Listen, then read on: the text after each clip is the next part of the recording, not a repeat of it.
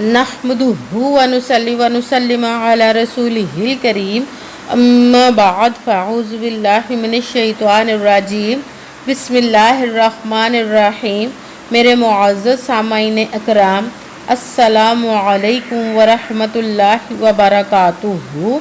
मैं अपने रब्बे कायनात से ये दुआ करती हूँ कि मेरे जितने भी सुनने वाले हैं रब्बे कायनात सबको सेहतमंद, तंदुरुस्त और लंबी ज़िंदगियाँ अता फरमाए। हम सब के हर मुश्किलों, परेशानियों, तंगदस्तियों में मेरा रब्बे कायनात हमारी मदद अता फरमाए। हमें ज़हनी, रूहानी, जिस्मानी अज़ियत और तकलीफ़ और बीमारियों से निजात अता फरमाए। हमें ज़हनी और रूहानी सुकून अता फरमाए। हमें हर बीमारी दुनिया से बचाकर बीमारी मदीना बनाए। और जो हम सब के हक़ों में बेहतर है मेरा रब्बे कायनात हमारे लिए वो अता फरमाए। और जो हमारे हक़ों में बेहतर नहीं उसका ख्याल भी हम सब के दिलों से निकाल दे और हम सबको अपनी रज़ा पर राज़ी रहने वाला बना दे। आमीन सुमा आमीन।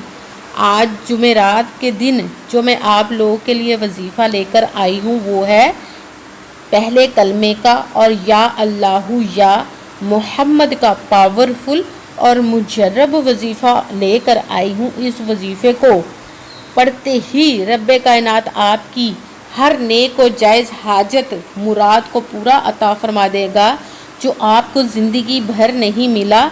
इस वजीफ़े को करते ही इंशाअल्लाह उल अज़ीज़ रब्बे कायनात आपकी झोलियों को भर देगा, वो अता फरमा देगा। आज के इस पावरफुल और ख़ास मुजर्रब वजीफ़े को स्किप मत कीजिएगा, छोड़िएगा मत। जैसे वीडियो मिले फ़ौरन पढ़ लें और फ़ौरन किसी मजबूरी की वजह से ना पढ़ सके तो इस वीडियो को अपने पास सेव कर लें और जैसे ही आपको टाइम मिले तो इस वजीफ़े को ज़रूर पढ़िएगा और पढ़ कर देखिएगा कि रब्बे कायनात आपकी ज़िंदगी में कैसे मोजज़े अता फरमाएगा, आपकी ज़िंदगी को ही बदल देगा इंशाअल्लाह उल अज़ीज़। आप इस वजीफ़े को रब्बे कायनात के गैबी ख़जानों से दौलत लेने के लिए पढ़ सकते हैं। आपका अपना घर नहीं, घर ख़रीदने के लिए पढ़ सकते हैं। आपकी औलाद नहीं या आपकी औलाद ना फरमाने उसके लिए पढ़ सकते हैं। आपके घर में लड़ाई झगड़े रहते हैं, नचाकी परेशानी, मुफलसी, गरीबी है उसके लिए पढ़ सकते हैं। आपकी शादी नहीं हो रही या आपके बच्चों की शादियाँ नहीं हो रही उसके लिए पढ़ सकते हैं। आपके घर में कोई बहुत ज़्यादा बीमार है या आप खुद बीमार हैं उसके लिए पढ़ सकते हैं। आपके ऊपर बहुत ज़्यादा कर्ज है, उतरने का सबब नहीं बन रहा, उसके लिए पढ़ सकते हैं। आपके पास अच्छी जॉब नहीं, जॉब लेने के लिए पढ़ सकते हैं। आपने अपना कीमती सामान, चीज़ किसी को दी या पैसे दिया वो वापस नहीं कर रहे उसके लिए पढ़ सकते हैं। आपकी शादी नहीं हो रही या आपके बच्चों की शादियाँ नहीं हो रही उसके लिए पढ़ सकते हैं।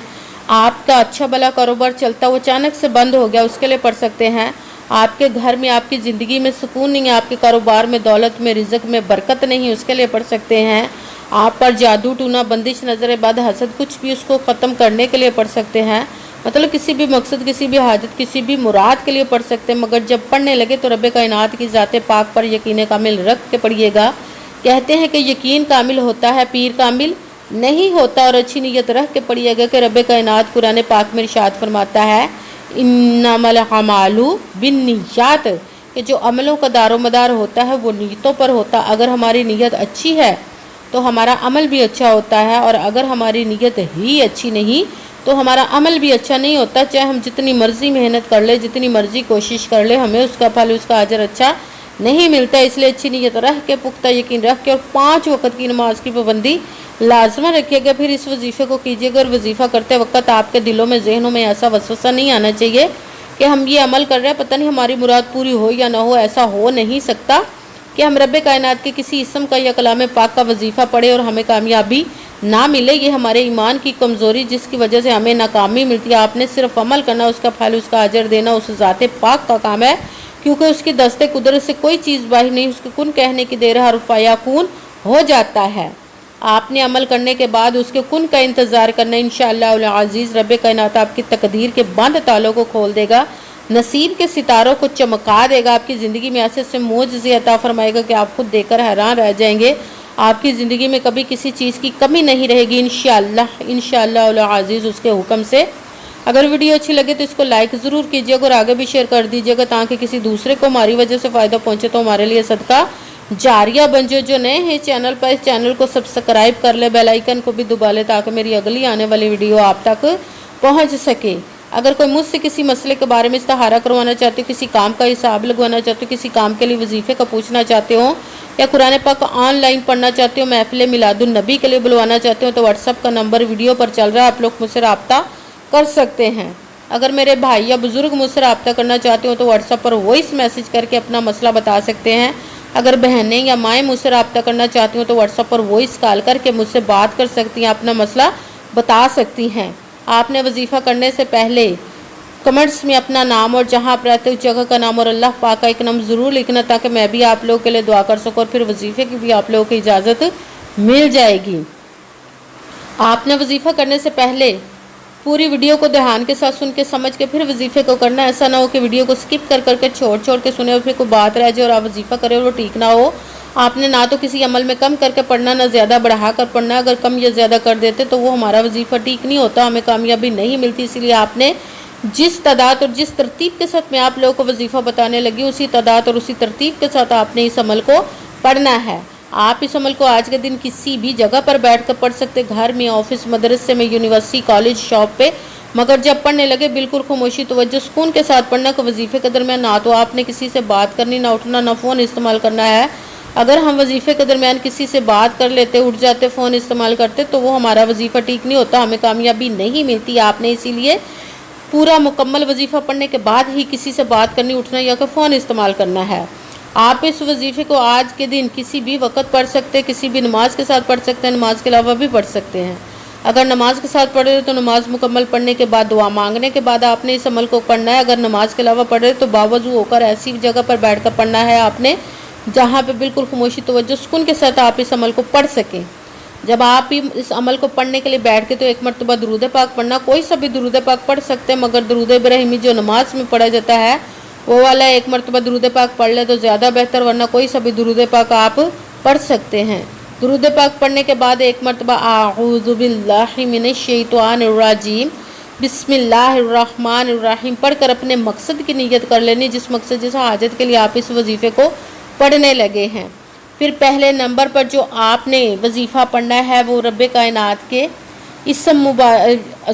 رب کائنات سے توبہ کرنے کے لیے آپ نے وظیفے کو پڑھنا ہے۔ استغفر اللہ، استغفر اللہ، استغفر اللہ، استغفر اللہ، استغفر اللہ۔